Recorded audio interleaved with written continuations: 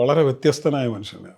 ഞാൻ കല്ലുകൊണ്ടൊരു മനുഷ്യനെ ഞാൻ പറയും. ഞാൻ വളരെ ആ രീതിയിൽ വളരെ ഒരു ലെസർ മോർട്ടലാണ്. എനിക്കങ്ങനെ ഒരു പാരമ്പര്യമോ ഒന്നുമില്ല. ഒരു മിഡിൽ ക്ലാസ് ഫാമിലിയിൽ നിന്ന് ഇതുപോലൊരു രാഷ്ട്രീയ സംഘർഷമൊന്നും അനുഭവിച്ച് വളർന്ന ഒരാളല്ലാത്തത് കൊണ്ട് നമ്മളെ സംബന്ധിച്ച് പല ദിവസവും നമുക്ക് നെഞ്ചിലൊരു കല്ലെടുത്ത് വെച്ച പോലെ തോന്നും. ഒരുപാട് രഹസ്യങ്ങളൊന്നും സൂക്ഷിച്ച് പരിചയമില്ലാത്ത നമുക്ക് വലിയ ഭാരിച്ച രഹസ്യങ്ങൾ സൂക്ഷിക്കേണ്ടി വരുന്നു.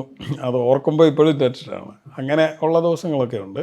മറ്റ് ചിലർക്ക് അത്രത്തോളം ഉണ്ടാവില്ലായിരിക്കും. അത് ഞാൻ പറഞ്ഞത് ഓരോരുത്തരുടെ മേക്കിങ്ങാണ് ഞാൻ പറഞ്ഞത്. പക്ഷേ വി എസിനെ സംബന്ധിച്ചിടത്തോളം അദ്ദേഹം അങ്ങനെ രൂപപ്പെട്ടു വന്ന ഒരു ആളും കൂടിയാണ്. രാഷ്ട്രീയ പ്രവർത്തനം ആരംഭിച്ച കാലം നമ്മളിപ്പോൾ പോരാട്ടം എന്നൊക്കെ പറയുന്നത് വെറുതെ ബസ്സിന് കല്ലെറിയുന്നതാണ്. അദ്ദേഹം പറഞ്ഞിട്ടുള്ളത് രാവിലെ വീട്ടിൽ നിന്നിറങ്ങുമ്പോൾ കൊല്ലപ്പെടുമോ അതോ ആരെങ്കിലും കൊല്ലേണ്ടി വരുമോ എന്നറിയാതെ രാഷ്ട്രീയ പ്രവർത്തനത്തിനിറങ്ങിയ കാലത്തെക്കുറിച്ചാണ്.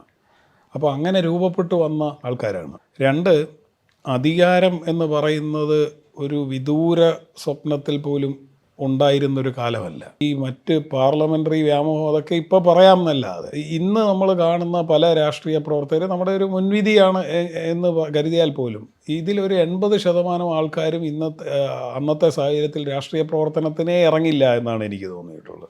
അത് ഞാൻ ഒരാളെക്കുറിച്ച് മാത്രം പറയുകയല്ല.